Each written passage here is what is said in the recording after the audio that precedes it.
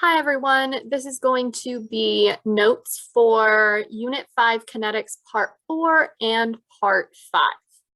So, for those of you who may have been absent the day we went over this, I'll draw out the energy profile, otherwise known as a potential energy diagram, for a generic reaction. You'll have to bear with me as drawing on a computer doesn't yield the best straight lines, but I will try. So for my initial graph, our x-axis is going to be either time or you'll see it labeled as reaction progress. So I'll put both.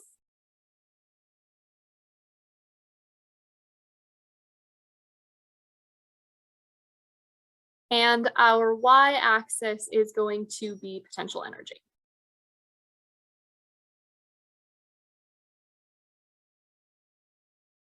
So here I'm going to draw a generic curve for a reaction. You'll see this horizontal part right there. That is representative of our reactants, whereas down here, that's going to be representative of our products. And now if we draw out a little dotted line here,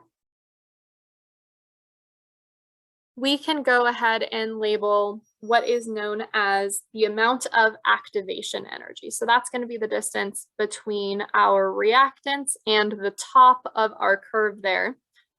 That's going to be E sub A, or activation energy.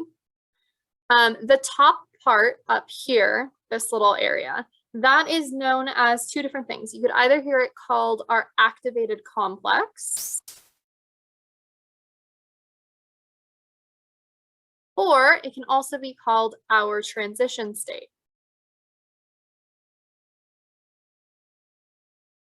Basically, what it represents is when everything is reacting together before those products are formed. And I just realized I put this as an R. That is a P for products. My apologies.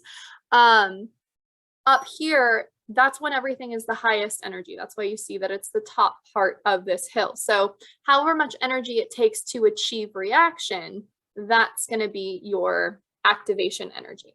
And so we could write that out formulaically as activation energy is equal to our energy of our activated complex minus our energy of our reactant. So formulaically, you might see it like that, but realistically, it's just the distance between here and here at the top.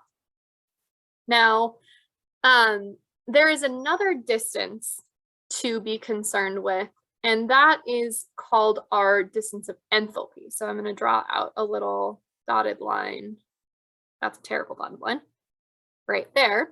So our distance between our reactants and our products is known as our enthalpy change of the entire reaction. So we label that delta H for enthalpy change. Again, delta meaning change.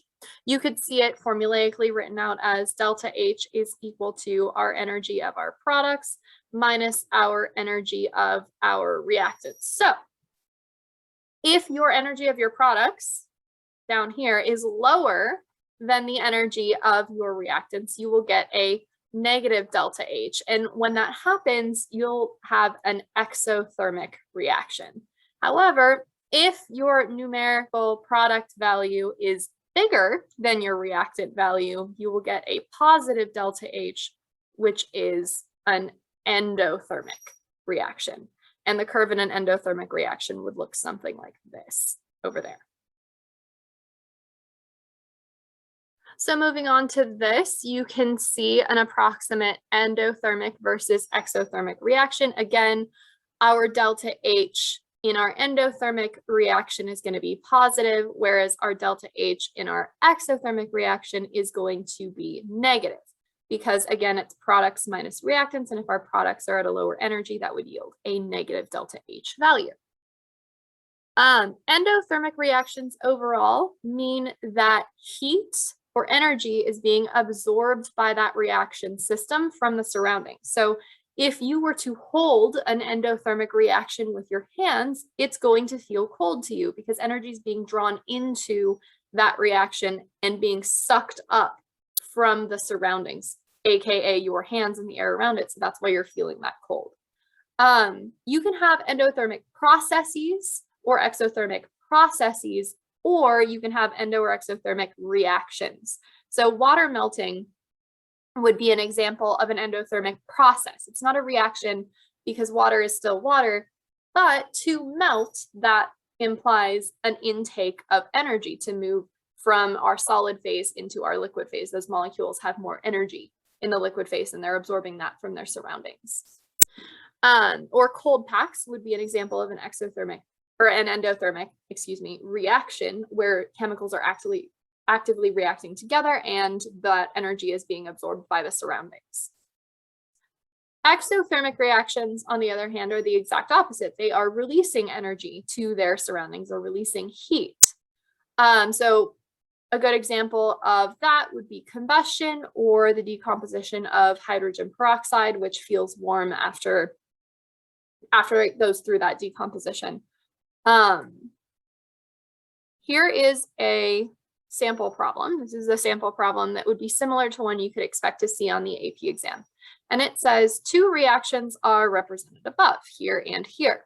The potential energy diagram for reaction 1 is shown below. That's here. So this is reaction 1. That's this reaction right there. That's the energy curve that's representative of that reaction. Reaction 2, the reactant part of it, that's these right here, that's also indicated on the diagram. So basically what this is showing you is the beginning amount of energy of our reactant molecules. Reaction 2 is endothermic, and the activation energy of reaction 1 is greater than that of reaction 2. So this little hill of reaction 1 should be taller than the one for reaction 2. Based on that information. Also, an endothermic reaction means that your product should be higher energy than your reactant. So if I were to trace out a potential energy diagram for that, as I am prompted to do by part A, I would make sure that the little hill for reaction 2 is shorter, and I would make sure that the products have more energy than the reactants did. So it might look something like this. That might be a good example of a curve for reaction 2. If you try that out and it doesn't look exactly the same as mine, that's okay. But it does need to have those elements. The hill needs to be shorter and the products need to be at a higher energy than the reactants. For letter D, which should say B, from the information above, determine which reaction initially proceeds at a faster rate under the same conditions of concentration, temperature, and reaction mechanism. Justify your answer. So, to determine which one of these is going to go faster, that's going to be the one with the lower activation energy. Because if it has a lower activation energy, that means that more molecules statistically will achieve that activation energy when they crash into each other. So that is going to be reaction 2. That is the faster rate, and that would be your justification for that. Next, we have factors that can affect the rate constant K. So an example of something that you might see as an AP question, it'll ask you, if we change this, what happens to the rate constant, or what happens to the rate of reaction, or so on and so forth. So here are a couple of things to know. If you increase the temperature that a reaction is taking place in, that is going to increase your rate constant, which in turn will increase your rate of reaction. If you lower the activation energy, if you make that reaction take less energy to achieve, that is going to increase your rate constant, which again increases your rate of reaction because you're making it easier for that reaction to take place. If you improve the orientation of the reactants or give them better geometry, that also is going to increase your rate constant, which will increase the rate of your reaction. Other things that can increase your rate of reaction, if you increase the concentration of your reactants, so mathematically, you could see that that would increase your reaction rate generally. Next, we have this Maxwell-Boltzmann distribution. This on your paper does not have color because our copier unfortunately does not print in color, but you're welcome to add color yourself. In fact, I encourage you to do so. So this red line right here, that indicates our lower temperature reaction. Our green line down here indicates our higher temperature reaction, and the dotted line indicates the necessary activation energy to achieve reaction. So when you change the temperature that a reaction is happening in, that does not change the activation energy. What it does is it changes how many particles can achieve the necessary activation energy by crashing into one another. So if we look at this distribution here, we see at first glance that it looks like the red line is actually exceeding that activation energy by a large margin. But what you want to be careful of is looking at what your axes are telling you. So our x-axis here is actually kinetic energy. And kinetic energy can be a way to describe temperature. So our temperature, our kinetic energy of our particles is actually represented by our x-axis. And the y-axis is number of particles. So what you are seeing here with this red line at the lower temperature is that most of those particles have a very low amount of kinetic energy. So what that means is that most of them are moving pretty slow. And if our necessary activation energy is represented by this dotted line here, you have to be above that dotted line, but in this direction to actually achieve that reaction. So it's a little bit different to read here. So taking that information, we see on this green line that a lot more of those particles have more kinetic energy, whereas in the red line, most of them are at a very, very, very low kinetic energy. So at this collision energy required to achieve activation energy here, we are seeing more of them having that necessary activation energy passing this dotted line to the right than we are seeing on the red line, because you're seeing, again, that green line represents more particles being to the right of that dotted line than to the left of it. Okay, so be careful. Basically, what I'm telling you is be careful when you're reading diagrams, that you're paying attention to what they are telling you. All right, part 5, equilibrium state.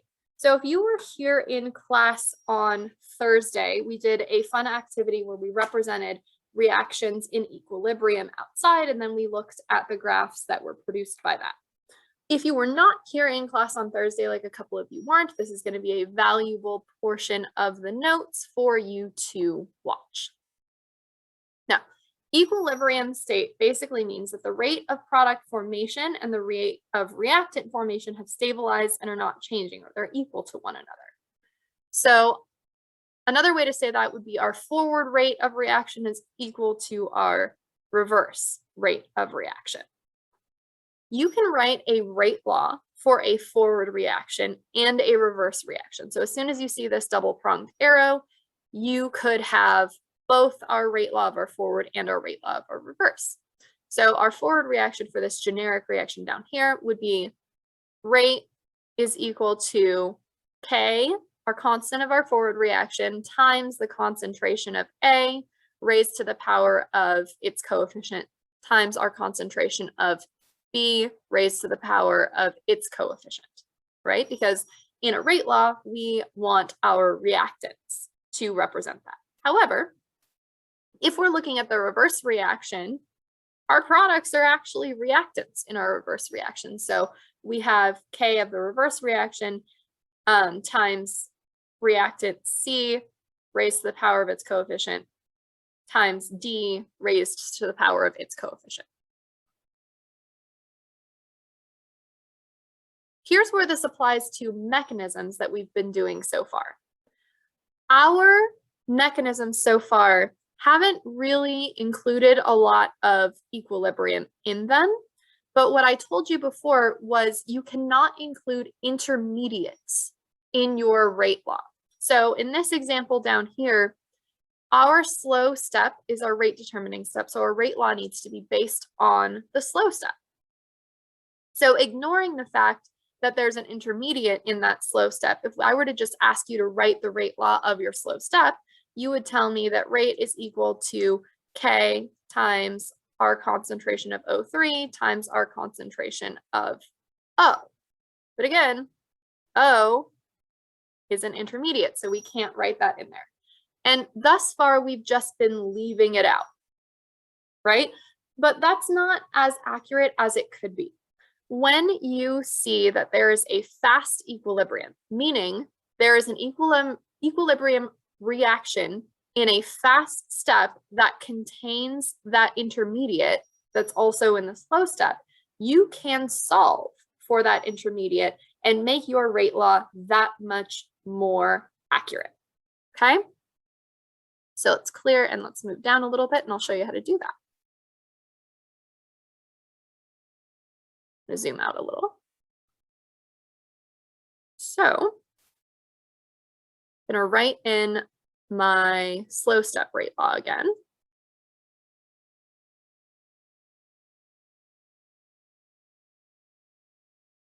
And I'm going to circle it so we know that that's the one that we have to substitute in for. So we are going to use this equilibrium step here to solve for our intermediate and substitute in to the slow step of the rate law. So our rate of our forward reaction in this intermediate step is equal to K times our concentration of O3. Our rate of our reverse reaction is equal to K times our concentration of O2 times our concentration of O. And again, that's coming directly from up here in our equilibrium step.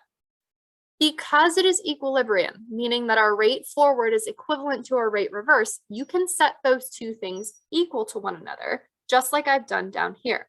So we have K forward times our concentration of O3 is equal to K reverse times our concentration of O2 times our concentration of O. And now when that happens, we can solve for our intermediate, which again is this one right here. And we're going to do that by dividing both sides by KRO2.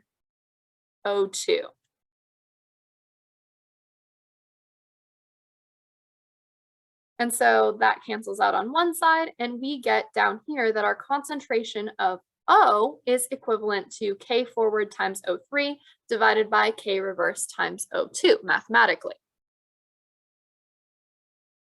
Now, what do we do with that information?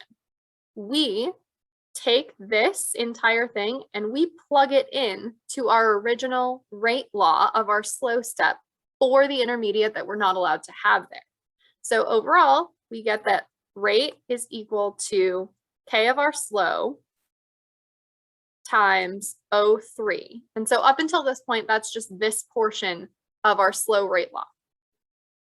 Now, substituted in for our intermediate, we have this big thing, K forward times O3 divided by K reverse times O2. And now, to solve out and get a finalized rate law, all that I have to do is combine like terms. So O3 is going to combine with O3 and become O3 squared. All of these Ks are going to combine, and we're going to call it K prime. So overall, we're going to end up with R is equal to K prime times our concentration of O3 raised to the power of 2, and then finally divided by our concentration of O2. Because again, all I did was I substituted in and I simplified.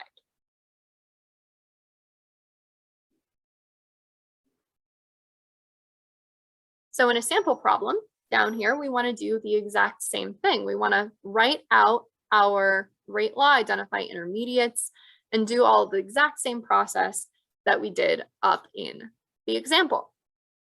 So letter B here says identify intermediates and catalysts in the mechanism. So our slow step is this one, which is the one that we care about. I see chlorine is an intermediate there that we are not allowed to have.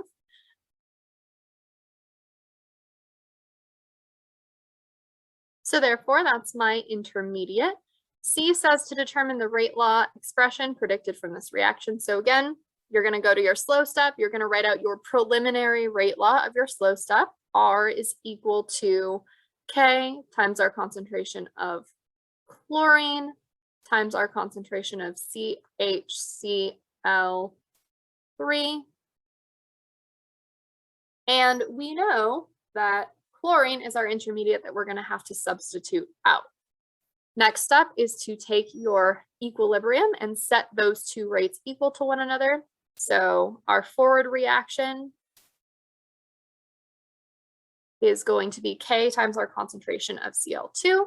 Our reverse reaction is going to be K times our concentration of Cl raised to the power of 2. Now, why did I do that? Because our coefficient of 2 is up in our equilibrium step right there, so I have to include it in my rate law. Now what I'm going to do is I'm going to solve for our intermediate, again, Cl, and we're going to do that by dividing both sides by K of our reverse. Let me just label these. So dividing both sides by Kr is going to give me Kf times Cl2 divided by Kr is equal to our concentration of chlorine raised to the power of 2. Now I have to address that square. So what I'm going to do is I'm going to square root both sides, which is going to get me our concentration of Cl. And that is going to be Kf times our concentration of Cl sub 2 over Kr raised to the power of 1/2. Now you could have also left that as a square root. That's also fine. This entire thing, I'm going to plug in up in there as my concentration of chlorine, again, because I'm not allowed to have it in my rate law. So I get rate is equal to K of my slow times this big thing, Kf Cl2 over Kr raised to the power of 1/2, and then CHCl3. Once again, I am going to end up simplifying, combining any like terms that I see. So all of those K's together turn into K prime times our concentration of Cl2 raised to the power of 1/2 times our CHCl3. And that is my overall rate law and my answer to letter C. Now letter D says write an expression for the observed rate constant in terms of rate constants from the proposed mechanism. So realistically, what that's talking about is this part here. So your expression for your rate constant is kind of all your combined K's, but not all together as a K prime. It would just be K of your slow times K forward over K reverse raised to the power of 1/2. That would be your expression for that. And you can set that equal to K prime.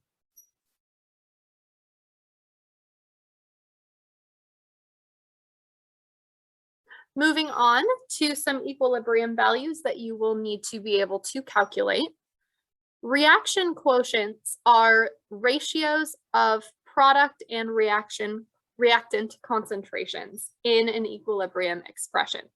Now, please note that in a reaction quotient calculation, you are going to leave out anything that is a solid or liquid state. So anything that's a solid or a liquid, that you are going to leave that out. Most of the time, it's going to be water that you end up leaving out of these reaction quotient expressions, but you might see some other things as well. So basically, concentration of products over concentrations of reactants. It's always going to be products over reactants for a lot of things that you're going to see going forward. So our reaction quotient is going to be equivalent to our two products raised up to the power of their coefficients divided by our concentrations of our reactants raised to the power of their coefficients. Now, there's another thing with a very, very similar formula called an equilibrium constant, which is similar to a rate constant, but that particular reaction has to be at equilibrium. Why is it different than a rate constant? Because not all reactions are at equilibrium. So if you do not have a reaction that is at equilibrium, you just call that K, that lowercase k, a rate constant, because you're only taking into account our reactants. But if it's at equilibrium, which means that our rate of product and reactant formation has stabilized, and you see both of them going in both directions, then that means that the rate is controlled by not only your reactants, but also products as well, which is why you factor in both things. Now, our reaction quotient and our equilibrium constant are going to be equal to one another only at equilibrium. So if a reaction has reached equilibrium, those two things equal one another. If that reaction is not at equilibrium, they do not equal one another. And writing this thing out can also be known as an equilibrium expression. You'll see that term as well. Couple of things to know. If your quotient or your constant is bigger than 1, that means that your product concentrations are higher than your reactant concentrations. If it is less than 1, then your reactant concentrations are higher, right? And that makes sense because if our numerator is bigger, our products are bigger. If our denominator is bigger, then our reactants are bigger. And then if Q or K is equivalent to 1, then that means that those two concentrations are equivalent to one another.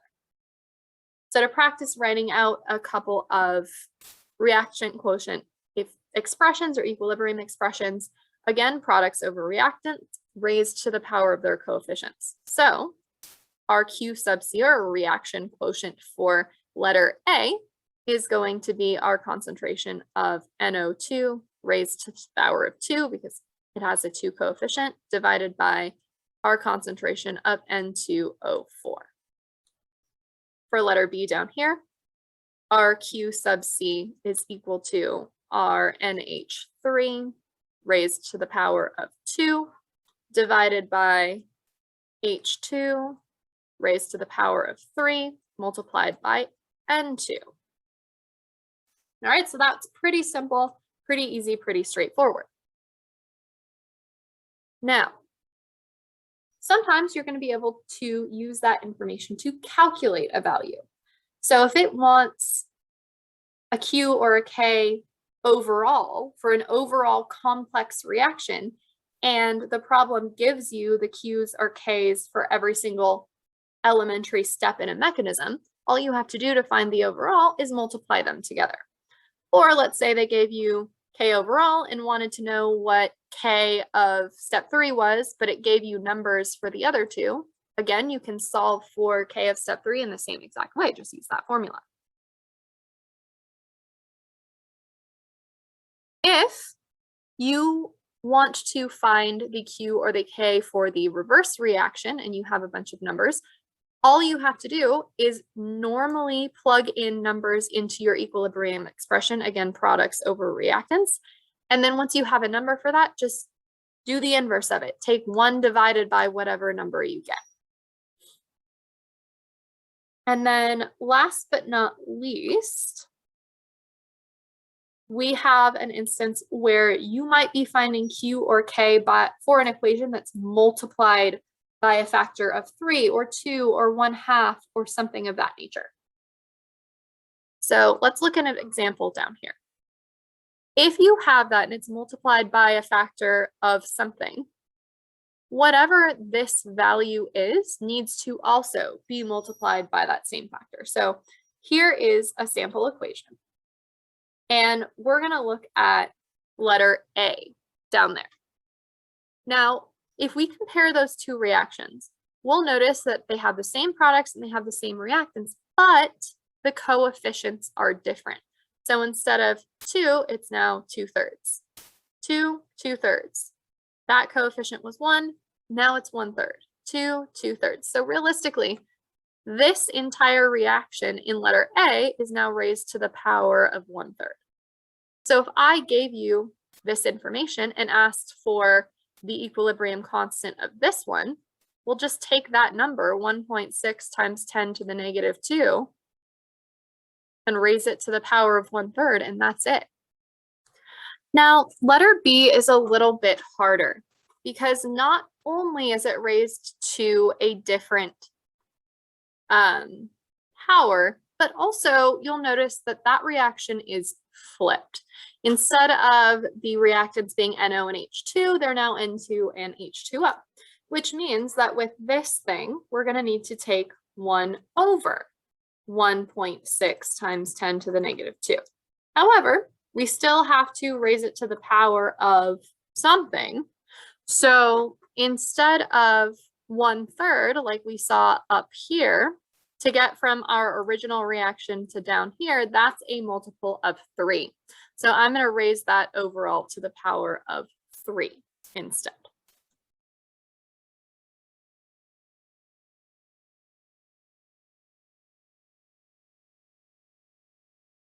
Now, sometimes, and we'll see this more when we get into the equilibrium unit as a whole, but sometimes we're not talking about our equilibrium constants in terms of concentration, but instead we are going to describe them in terms of pressure.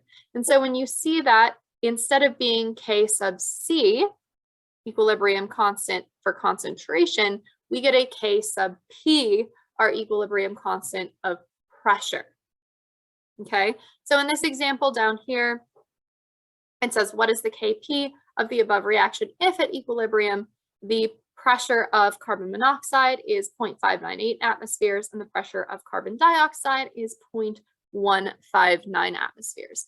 But the nice part about this is that you plug it in the exact same way. You just don't use brackets, you use parentheses instead because it's partial pressure instead of concentration. So our partial pressure of our product, carbon monoxide, is going to go in the numerator raised to the power of 2, and our partial pressure of carbon dioxide is going to go in our denominator, not raised to any power at all. This carbon is a solid, so we are going to leave it out of our equilibrium constant expression, and then overall we get our answer. Alternatively, you could have a gas behaving ideally, and in that case, we could use our ideal gas law, PV equals nRT, to establish a relationship between our equilibrium constant of concentration and the one of pressure.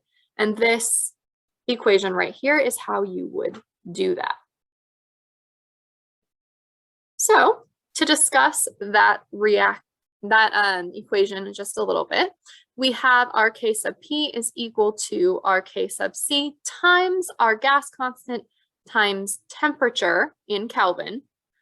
That has to be in Kelvin, raised to the power of delta N. So delta N is change in number of moles. So you're going to figure that out by doing our final moles of gas minus our initial moles of gas. So for this one, this sample problem, it says find Kc given that Kp is 2.1 times 10 to the negative 4th at 1000 Kelvin. So we're just going to plug and chug with that. We plug in our 2.1 times 10 to the negative 4th in for K sub P. We are trying to find K sub C. We are going to be in 0.0821 because this is in terms of atmospheres. That's just the easiest thing for me to use. So I tend to err to atmospheres. Could you do it with another R constant? Yes, you absolutely could, but I know the atmospheres one off the top of my head, so why? So that's going to be 0.0821 times our temperature, which is given to us already, and it's in Kelvin, 1000 Kelvin, raised to the power of change in moles. So again, that's final moles minus initial moles. So in our equation, we only have one gas in our products there is a coefficient of 1, again, implied, next to it.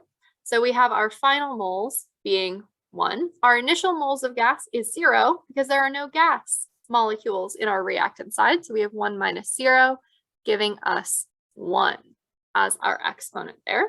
So all we have to do to solve for Kc is solve out that equation.